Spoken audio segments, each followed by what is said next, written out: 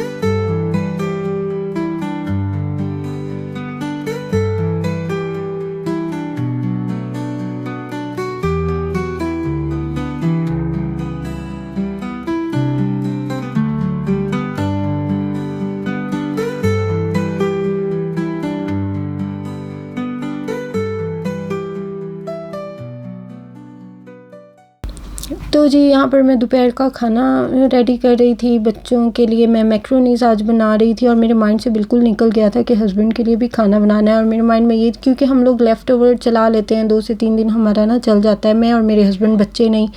तो मेरे माइंड में यही था कि यार हमारा ना खाना पड़ा होगा। मैं बस इसी में ही लगी रही बच्चों के लिए। और फिर मुझे शाम को याद आया और मैंने शाम को जाके ना अपने हस्बैंड के लिए खाना बस जल्दी में बनाया।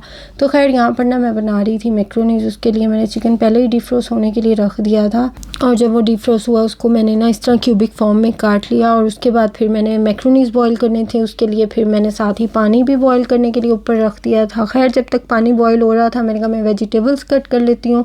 बच्चे ना इस तरह इतनी ज़्यादा कोई ख़ास वेजिटेबल्स पसंद नहीं करते, तो मैंने बस बेल पेपर और कैरेट ही डाली थी उसमें। और मोस्टली डलती भी यही है, चलो ये तो बच्चे शौक़ से खा लेते हैं। और उसके अलावा मैं डाल देती होती हूँ, कभी कभार मैं डाल देती होती हूँ स्वीट कॉर्न्स भी डाल देती हूँ, मेरी बेटी बहुत पसंद करती है।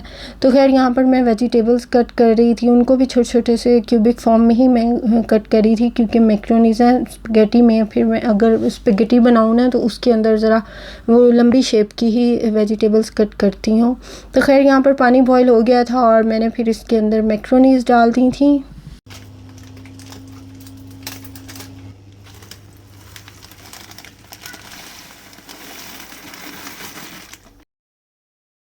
खैर जी यहाँ पर वेजिटेबल्स भी कट हो गई थी और फिर मैंने उसके अंदर, मैंने आपको बताया मैं स्वीट कॉर्न्स भी डालती हूँ, तो मैंने उसमें स्वीट कॉर्न्स डाल दी थी और उनको मिक्स करके एक साइड पे रख दिया था। और फिर मैं यहाँ पे ना अनियन भी हल्के हल्के फ्राई करती हूँ।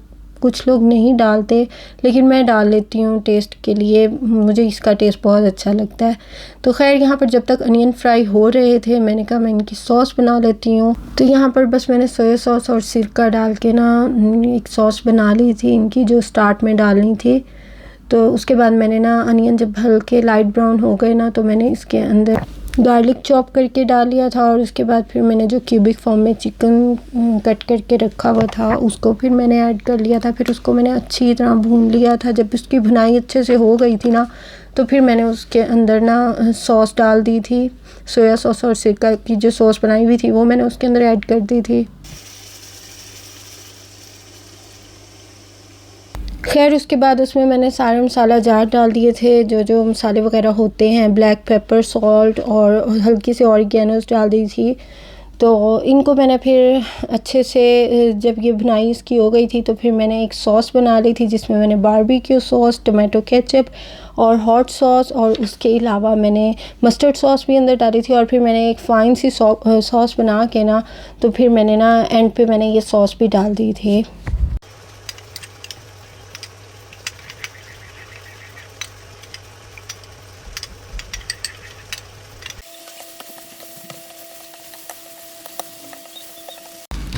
खैर जब मसाले की भुनाई वगैरह हो गई थी तो मैंने उसके अंदर ना जो वेजिटेबल्स कट करके रखी हुई थी वो डाल दी थी। उनको ज़्यादा नहीं पकाया था, हल्का हल्का सा बस पकाया कि उनका जो क्रंची जो एक होता है ना वो क्रंच उनका ना ख़त्म ना हो जाए। तो बस उसके बाद साथ ही मैंने इसमें वो जो सॉस बनाया था वो भी डाल दिया और फिर बस इसको मैंने हल्का सा पका के फिर मैंने उसके अंदर मैक्रोनीज़ डाल दी। तो जी बस यहाँ पर साथ के साथ मैं किचन भी क्लीन कर रही थी, क्योंकि इकट्ठा जब हो जाता है ना काम तो फिर मेरे लिए मुश्किल हो जाती है। और मैं साथ के साथ काम करती रहूँ ना तो मैं भी सुकून में रहती हूँ और किचन भी ज़्यादा गंदा नहीं होता है।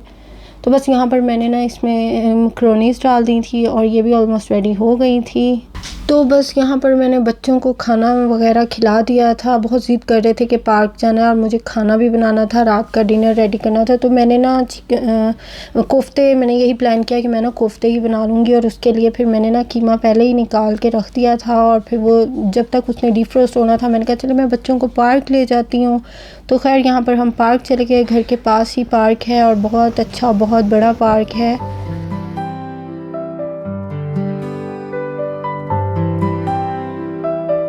तो जी यहाँ पर मैं बच्चों को पार्क ले आई थी। मैं, जैसे कि मैंने आपको बताया, वेदर चेंज होता रहता है। मॉर्निंग में इतनी तेज़ बारिश हो रही थी और साथ ही धूप निकल आई थी थोड़ी देर बाद ही। तो खैर यहाँ पर बच्चों को 2 to 3 आवर्स के लिए इंजॉय करवाया, क्योंकि उसके बाद घर जाना था। सबसे पहले तो इनकी कुरान क्लास होनी थी और उसके बाद फिर मुझे खाना भी बनाना था रात के लिए। तो बस मुझे भी यही टेंशन थी कि यार जितनी जल्दी हो सके ना बच्चों को घर ले जाएं, क्योंकि वेदर का भी नहीं पता चलता और हवा भी इतनी तेज़ चल रही थी ना। तो हमने यही सोचा कि यार जितनी जल्दी हो सके घर जाएं, इससे पहले कि बारिश स्टार्ट हो जाए दोबारा से।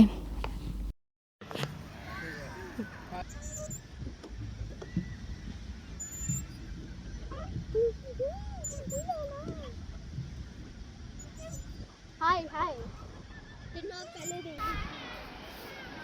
Mission impossible.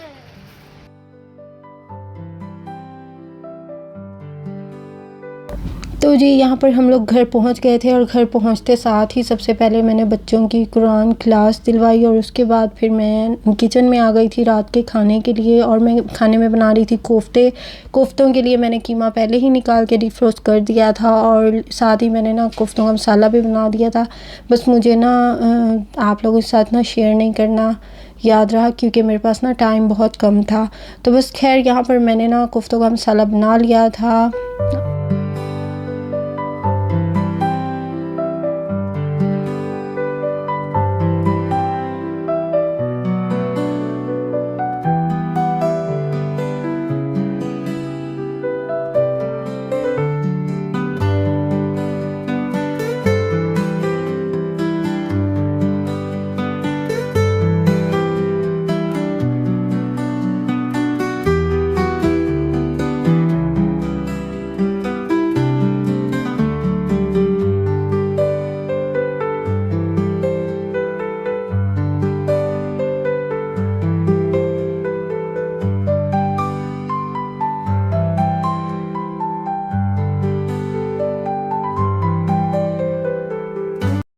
तो जी क्योंकि मेरे पास टाइम कम था, हस्बैंड भी आने वाले थे और मैं साथ के साथ मसाले की भुनाई भी कर रही थी और साथ के साथ कोफ्ते भी बना रही थी। तो जी यहाँ पर खाना मेरा ऑलमोस्ट रेडी हो ही गया था और रोटी भी मुझे आज बनानी थी। मोस्टली हम क्या करते हैं कि हम ना नान ले लेते हैं, यहाँ से अफ़गानी नान मिलते हैं, बहुत मज़े के होते हैं। और आज मुझे ना रोटी घर पे ही पकानी थी।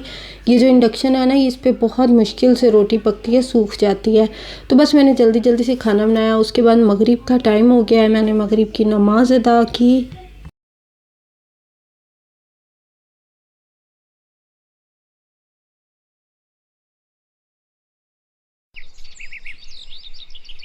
सो गाइज़ नमाज़ वगैरह से फ़्री होकर मैं दोबारा किचन में आ गई। मैंने ना डोनट्स बना कर रखे हुए थे और इनको मैंने ना ठंडा होने के लिए रखा था और उसके रेसिपी मैंने आप लोगों के साथ शेयर नहीं की क्योंकि मेरे पास बिल्कुल टाइम नहीं था और मेरे ना माइंड से भी बिल्कुल निकल गया था। इंशाल्लाह मुझे नेक्स्ट जब भी मौका मिला ना तो मैं आप लोगों के साथ ये ज़रूर शेयर करूँगी। और ये बहुत मज़े के बने थे गाइज़, मेरे बच्चों को ये बहुत पसंद आए थे। सो गाइज़ इसी के साथ मैं अपना व्लॉग यहीं पे एंड करती हूँ। अगर आप लोगों को मेरा व्लॉग पसंद आया हो तो मेरे चैनल को सब्सक्राइब कीजिएगा और वीडियो को लाइक और शेयर ज़रूर कीजिएगा और मुझे अपनी दुआओं में याद रखिएगा। मिलते हैं आपसे नेक्स्ट व्लॉग में, तब तक के लिए अल्लाह हाफिज़।